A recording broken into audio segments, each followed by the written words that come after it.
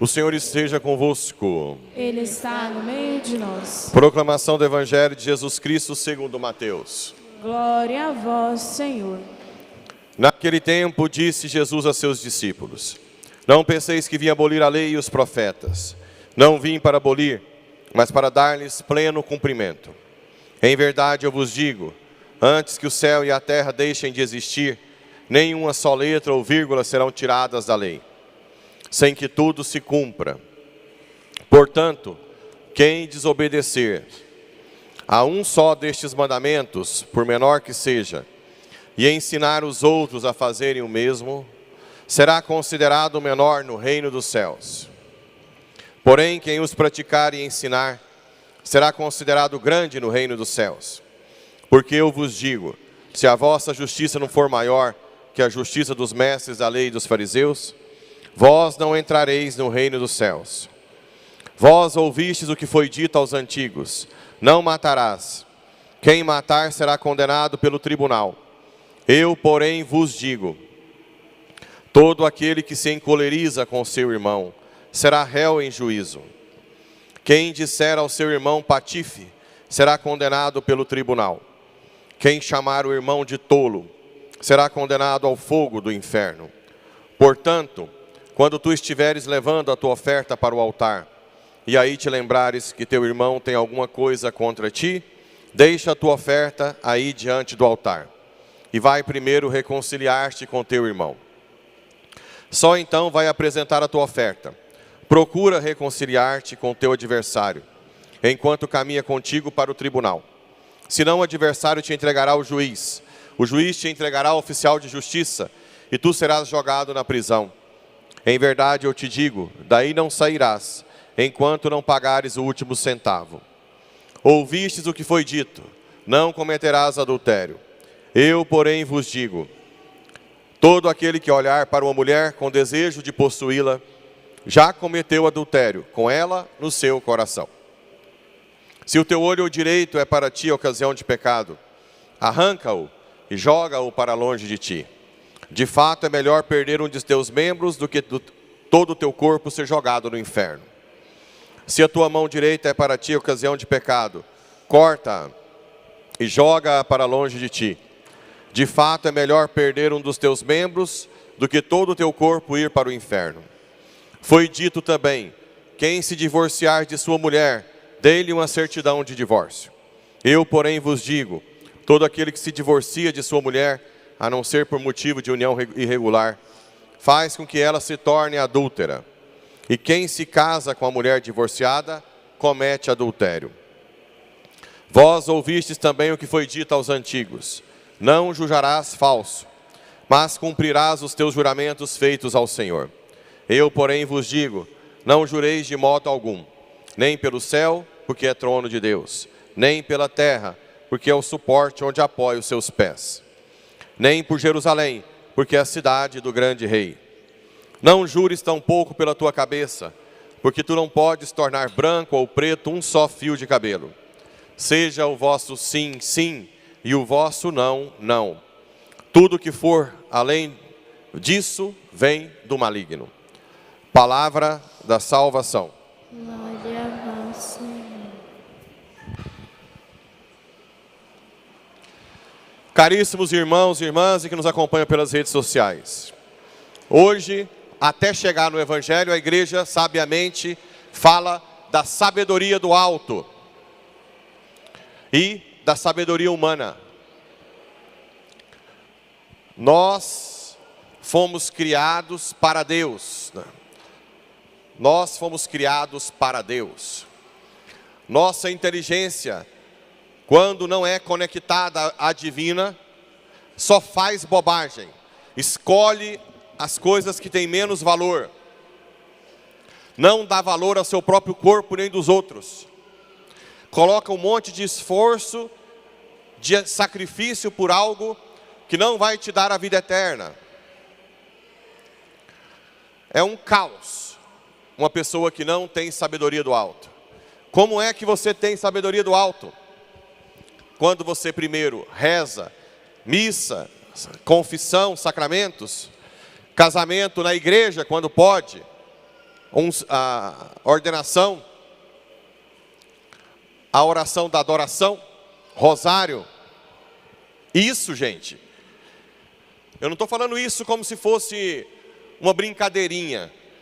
Quem faz isso de vez em quando, por um interesse pessoal, não adianta. Eu vou dar um exemplo. Se você faz o rosário do Frei Gilson, terminou o rosário, você não reza mais nada, não reza um terço, não reza nada. Isso você não te dá sabedoria. A sabedoria do alto. Por isso que eu gosto que as pessoas cresçam progressivamente. E não de uma hora para outra, já põe o tercinho no braço e reza o rosário de Frei Gilson, para depois não faltar missa até domingo. O certo é você dar um passo na vida espiritual e não recua mais.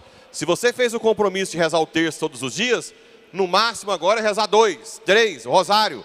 Nunca mais deixar de rezar. Se você faz o compromisso de vir adorar a Jesus, meia hora, 20 minutos, todos os dias você tenta. Se não conseguir, paciência. Mas você coloca como prioridade adorar Jesus. A missa dominical, gente, eu nem vou entrar em jogo. Porque quem não vai à missa domingo ou no sábado à tarde é pagão. Não recebe graça nenhuma de Deus. A missa dominical, ela é a identidade de cristão. E não tem desculpinha. Quem não vai à missa domingo, esquece. É mais grave do que matar um ser humano. E não tem Araguaia, Caiapó, Caldas Novas, praia, fazenda, chácara, pamonha que substitua. Esquece. Ou você quer ir para o céu, ou você abraça esse mundo. Aqui vem, gente. Aqui vem o problema da falta de sabedoria. Quando eu ainda trabalhava como médico, eu fazia curso nos Estados Unidos. E eu tinha um amigo, André, que hoje ele é otorrino em Bragança Paulista e também atende São Paulo, capital. E ele não era muito de igreja, mas ele deu no domingo. Nós estávamos numa cidade, Dallas, que é conhecida, né? Lá, a periferia é muito afastado tudo. E eu falei, André, domingo, missa, né? Não, vamos à missa. Só que vamos fazer uma coisa? Vamos primeiro num parque de diversões que tem aqui perto. Chama Six Flags Over Texas. Falei, André, eu não gosto de parque de diversões. Se você for comigo lá, eu vou à missa. E nós combinamos com o taxista. A missa era 6 horas, deu 5 horas. Falei, André, vamos para a missa? Não, vamos ficar mais, está ótimo. Falei, ó, eu vou para a missa. Paguei o táxi caríssimo na época. Fui para a missa maravilhosa. Aí esse menino não chegava. Moral da história, ele não conseguiu táxi nenhum, teve que andar a pé sei lá quantos quilômetros, chegou chutando a porta, meia-noite. E eu disse para ele, quando você faz um compromisso com Deus, você tem que honrar. Isso foi pouco ainda. Quando você não vai à missa domingo, gente, vocês têm filhos fora, netos, que estão sujeitos a acidentes,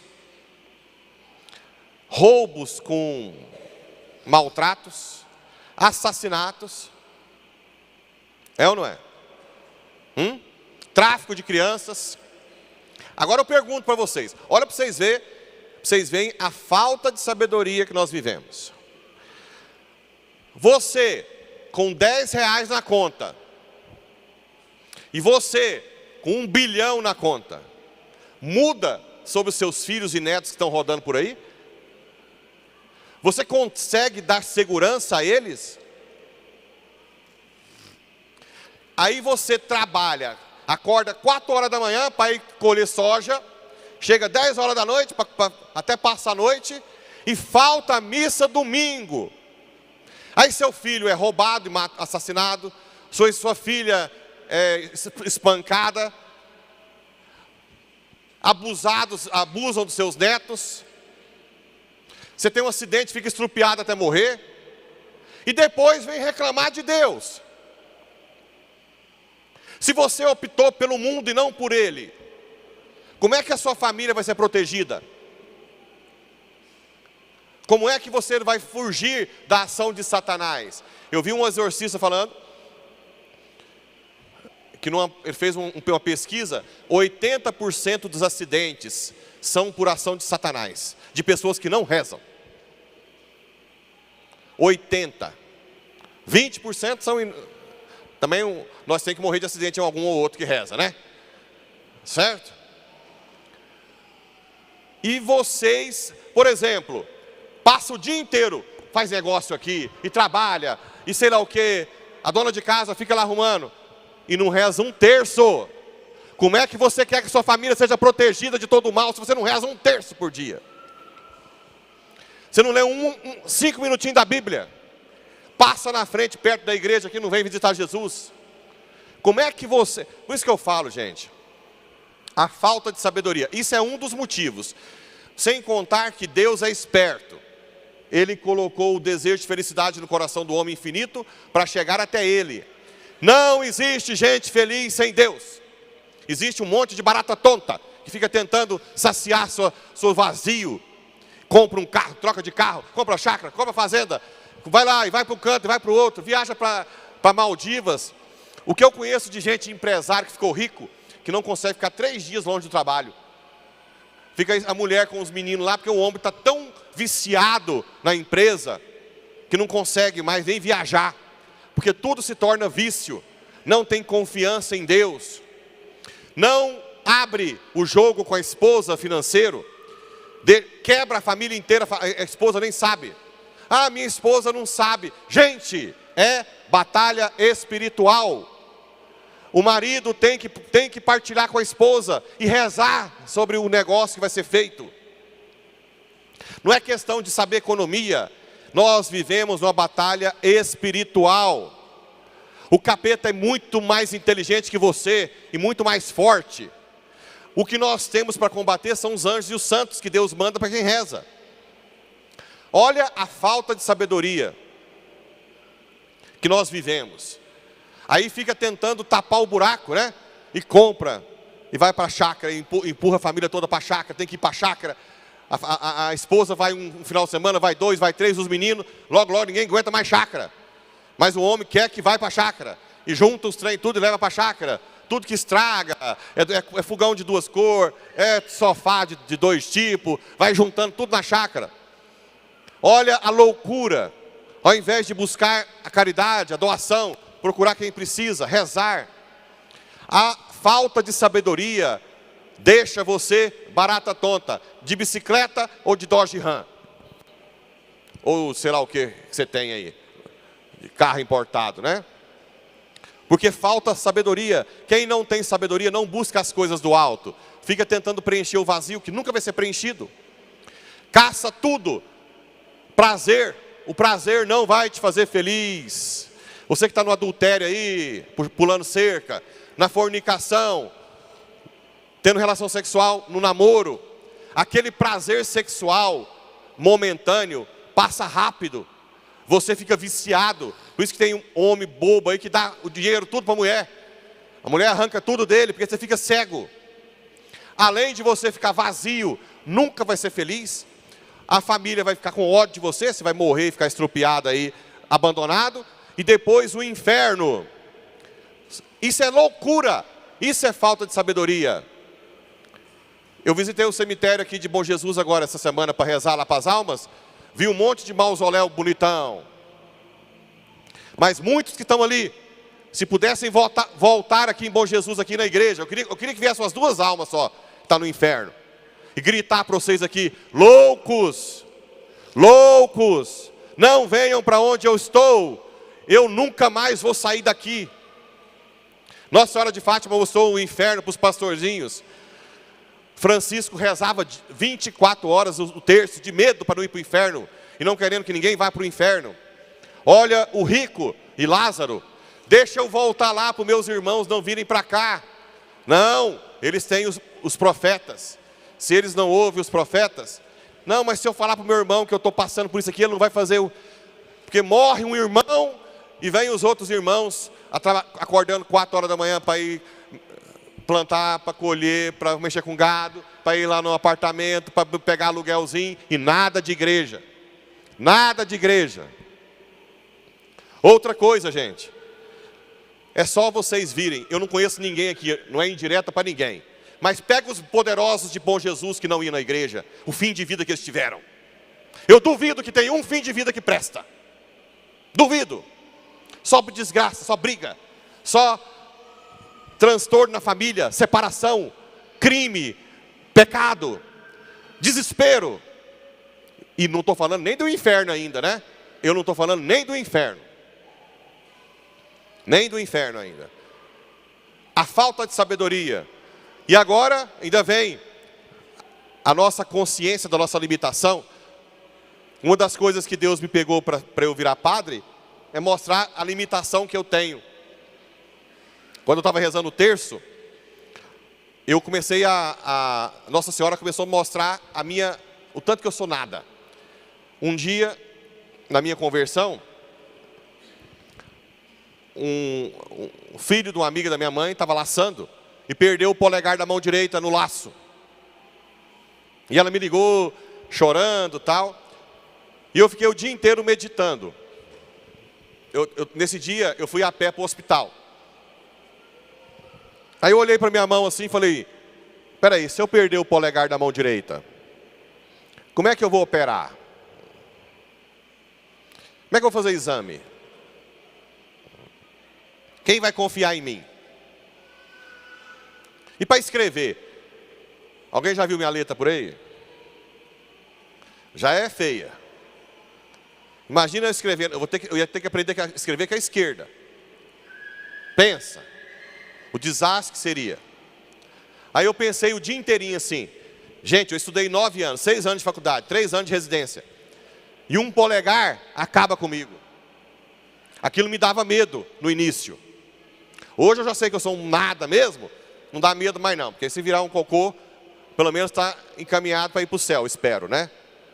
Mas o dinheiro ilude. Você compra um jatinho, você entra naquele jatinho só seu, você acha que você é grande coisa. Mas quando o jatinho cai, você vira um toquinho de cigarro. Você não pensa isso. Você é muito frágil. Essa fragilidade aqui é a mesma na Dodge Ram, no jatinho, no Porsche Cayenne. Não muda nada. Steve Jobs morreu com tumor de pâncreas, o mais leve, o tumor neuroendócrino.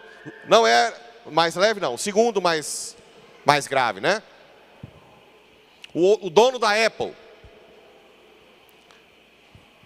Michael Schumacher, esquiando, o homem mais títulos e dinheiro na Fórmula 1, esquiando, está há décadas na cama. Gente, isso é sabedoria.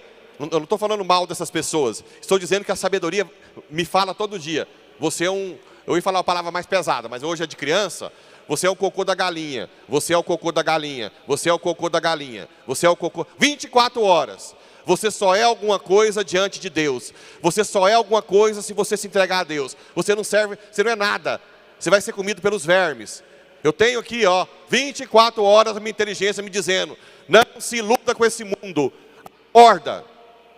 Não se iluda. E tem gente que larga tudo da igreja para juntar dinheiro para os negócios, para uma festinha de 15 anos, para uma pamonha. Eu não sei mais assim, o que dizer. Porque o que nós estamos passando de crise, só de tráfico de crianças, foram 50 mil crianças traficadas no Brasil, que foram roubadas. Fora tráfico de adultos. Só de aborto são 55 milhões no ano, subnotificados, né, no mundo. E todo mundo, pilates, academia, aí acorda às 5 horas da manhã, não é? Dizem que, eu não fui na academia ainda não, quero fazer academia. Mas até hoje eu priorizei Deus, né? Eu não priorizei, mas eu quero ainda. Não é ruim fazer academia não, é bom. Mas dizem que 5 horas da manhã está lotado. É mentira? Hã? Sabe o que vai ser feito do seu corpinho? Se você só cuidar dele, o vermezinho vai comer. Quem sabe vai até ter uma carninha maior para os vermes. Né? O seu Pilates, que também troca a igreja. Repito, não são coisas ruins. Faça Pilates, é bom. Academia é ótimo, deve fazer. Você não ficar tirando foto do espelhinho para ver se está com músculo, né? Bota uma tapa de cavalo, de carroça, para você não ficar olhando no espelho. Você está lá para melhorar a saúde, não é isso? Agora, você ir para a academia, você ir para o Pilates e não rezar, meu filho, é o pior investimento da sua vida. Gente que está investindo em fundo de ações. Fundo de ações, sei lá o que mais, apartamentos em Goiânia, e não é dizimista e não ajuda os pobres. Tudo isso vai servir para sua condenação eterna. Não estou falando que é ruim você investir. Estou falando que se você investe, só quer juntar dinheiro, você está no sal. Porque a frase mais forte do Evangelho, ou amarás o dinheiro, ou amarás a mim. Ou odiará o dinheiro e me amarás, ou me amará e odiará o dinheiro. Não é odiar o dinheiro no sentido literalmente, mas é o desapego. O dinheiro tem que estar submisso à caridade, ao seu desejo de ajudar o próximo. Isso sim, isso é falta de sabedoria. E aí, com a sabedoria do alto, você consegue entender o Evangelho, né? Se o olho te faz pecar na cobiça, arranca o olho. Arrancar o olho é você lutar contra a cobiça da alma. É você rezar mais, pedir para Deus tirar aquela tentação. O adultério é a maior loucura que você faz. Você destrói sua alma, sua família inteira, por um prazerzinho momentâneo, por um afetozinho que depois vai te levar ao inferno, e nunca você vai ser feliz de verdade. Nunca. A fornicação e tudo mais. Aqui também fala de alguém que é contra você, de você primeiro reconciliar-se com seu irmão. Senão você vai ser preso até pagar o último centavo. Isso aqui é uma passagem que serve para o purgatório. Que fala de juízo e que você paga e depois sai. O inferno você não sai mais. Então, para os protestantes que falam que não tem purgatório, essa passagem aqui, ela é bem contra, né? Como é que você vai pagar no inferno e sair? Você não sai. Mas se você tem mágoa de alguém que você emprestou o dinheiro, seu compadre, o seu amigo, e não te pagou, e você está com raiva, mágoa. De vez em quando eu atendo mães falando, meu filho perdeu o padrinho, a madrinha, porque emprestou dinheiro. Se você empresta dinheiro, meu filho, já é sabendo que pode não receber. Primeiro, o pecado da usura, de pegar juro de agiota, é pecado grave, viu?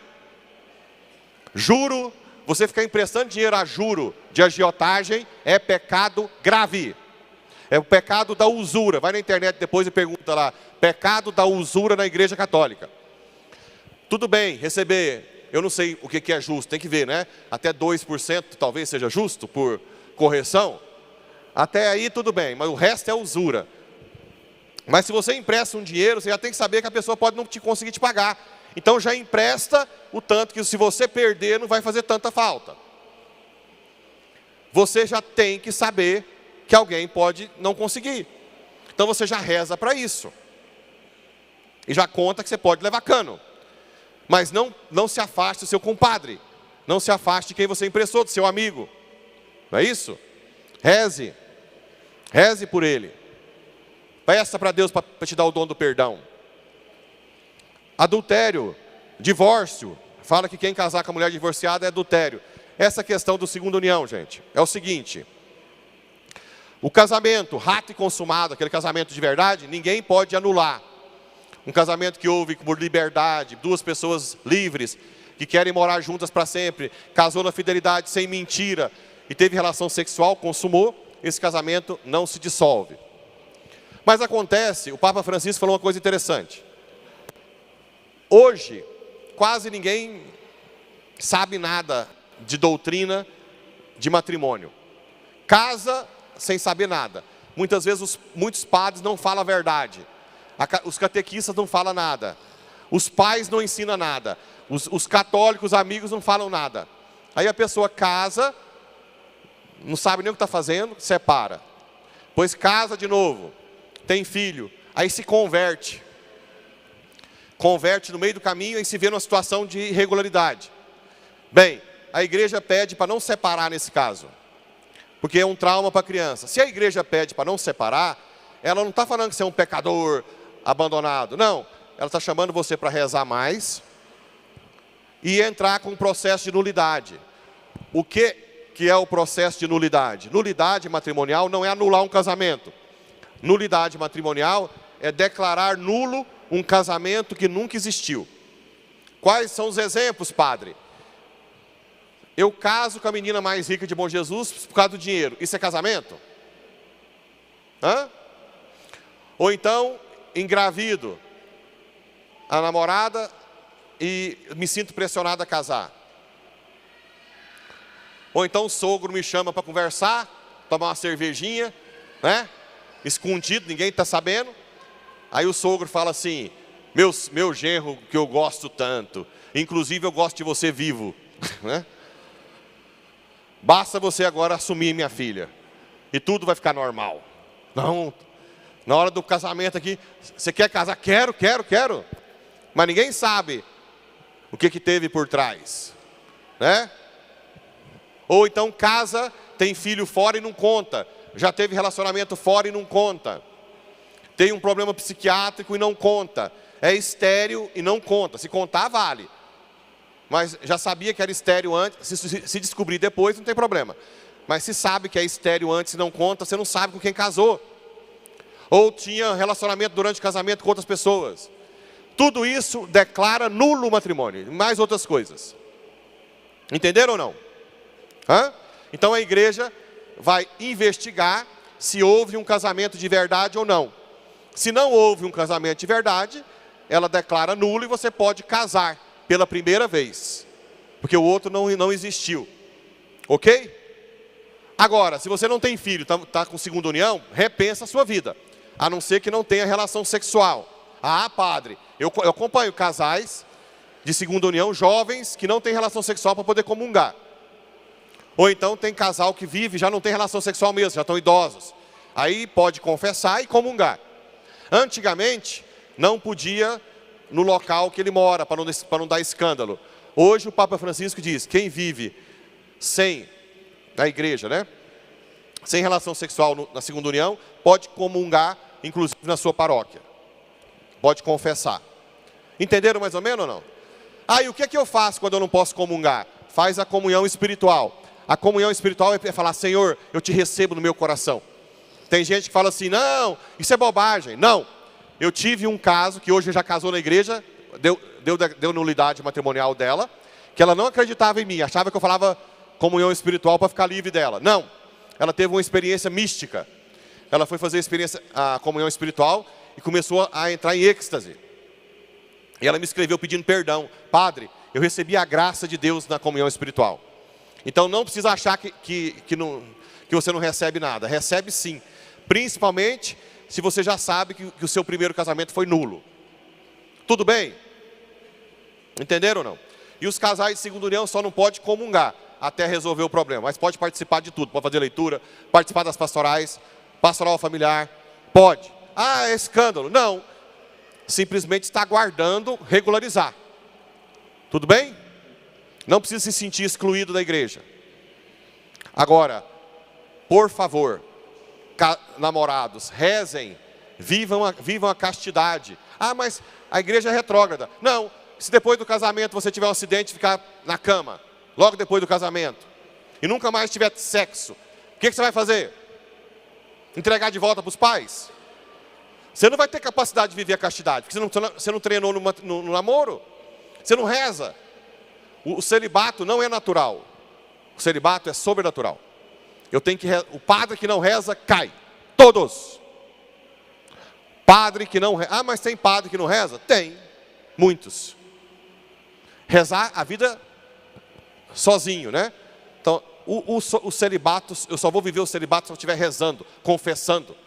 Confessar frequentemente, pedir a graça de Deus. Assim, para viver um matrimônio, a fidelidade do matrimônio tem que rezar, tem que pedir a graça de Deus. Para ser um bom pai, tem que rezar, pedir a graça de Deus. Um bom esposo, Larga de maltratar a esposa, falar da patada, falar mal da esposa, ou vice-versa, ou achar que você ganha dinheiro, a esposa não é nada. Dona de casa, 1 milhão por dia é pouco. Primeiro que é o trabalho de Nossa Senhora. E depois porque é ela que rege a casa inteira, seus filhos. Isso não tem preço. Rezem juntos. Ao invés de falar que você é feia, você é enjoada, você é gorda, já ouvi tanto, né? Se você não dá conta de elogiar, lá, amarra a sua língua. Até aprender a dizer, eu te amo, você importa. E emburrar. Eu já peguei, atendi uma mulher que o marido estava emburrado há 3 meses. Quase que eu mandei colocar laxante na comida dele. Até ele pedir perdão lá no banheiro e falar assim, vai ter que conversar com você 1 hora, né? Vocês têm... Eu estou brincando, viu? Eu acho que se eu fosse mulher eu faria isso, mas não quero que vocês façam isso não.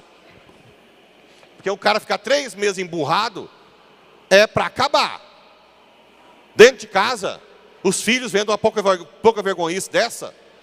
Então, pelo amor de Deus, gente, reza, fala coisa boa. Chegou do trabalho, eu te amo, você é importante para mim. Meus filhos, eu te amo. Põe as mãos sobre a cabeça dos seus filhos. Põe a mão na cabeça do seu marido, da sua esposa. Leva água benta, joga no homem enjoado. Leva no homem que está pulando cerca aí, joga água benta nele. Uma hora vai... Você sabe o que vai acontecer. Certo? A batalha é espiritual. Usa água benta, reza, impõe as mãos, reza o terço. E a sua família será protegida até o fim dos tempos. Agora, se você continuar faltando missa para ir para a roça, sem rezar o terço, sem combate, daqui uns tempos, eu vou atender como já atendi várias pessoas. Padre, nós somos honestos, trabalhadores, a minha família está dizimada, nós não merecíamos isso. Aí eu perguntava, vocês iam à missa? Não. Rezava? Não. Confessava? Não. Então prepara, daqui para frente vai piorar e você ainda vai para o inferno. Que Nossa Senhora dê juízo, para que vocês tenham a sabedoria do alto. Vocês nasceram para o céu, para a glória, não para esse mundo que passa rápido. Não se iludam, decidam ser de Deus, e você e sua família estarão no céu para sempre. Para sempre. Olha que coisa maravilhosa. Apesar da nossa miséria, Deus mora dentro de nós. Deus se faz comida na Eucaristia. Ele quer a gente, e nós estamos caçando aí um monte de coisa que não leva a nada. Essas fazendinhas, esses apartamentinhos, essas monte de lojinha, que depois vai servir para quê? Então, que a rainha da sabedoria infunda a sabedoria em vocês. Eu quero essa paróquia cheia de gente sábia, que decida primeiro rezar, caridade, dízimo, depois fazer as suas coisas. A fidelidade no matrimônio, o amor, elogiar um ao outro, desemburrar, falar bem para o filho, impor as mãos, rezar, ler a Bíblia, rezar o terço. Aí sim, serão famílias santas. Com dinheiro ou sem dinheiro, passa por dificuldade? Passa, mas Deus proverá. Não vai faltar nada da sua família. Que Nossa Senhora nos ajude.